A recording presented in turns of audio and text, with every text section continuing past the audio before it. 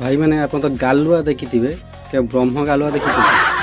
आप गाँव में गोटे छोट पान दुकान कर बसते आपन को आउ किए साथी घर कथा बुझ चाषबास काम कर आपणकर किसी विशिष्ट सांगसाथी कौन बाहर थे भल चाकरी करते किए गवर्नमेंट जब किए प्राइवेट जब भल भी मोटा अंकर दरमा पाते गाँव को आसीजे भाई केमती अच्छु भल अच्छु आउ भाई गाँव पानी पवन बढ़िया गाँव में अच्छु भल अच्छु भाई बढ़िया गाँव तो शांति ना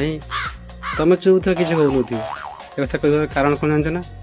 तुम क्या किसी गाँव को आसी भाईटा तुम्हें खाली 5-10 हजार मागिदेव गोटे हेल्प पाइबा से ऊपर कथाटा को आग छाईदे अरे भाई तुम जदि बाहर रहा एत कष्ट लगुच है गाँव को पलि आसुन गाँव पर सुख अच्छी रुह नाई तुम सारा से भाया कर भल मोटा आंकर पैसा कम भल सुधर लगेब अन्य लोक को दब निज सांगसाथी को दब अच्छा ये मैंने कौन कहते जानते ना ब्रह्म गालुआ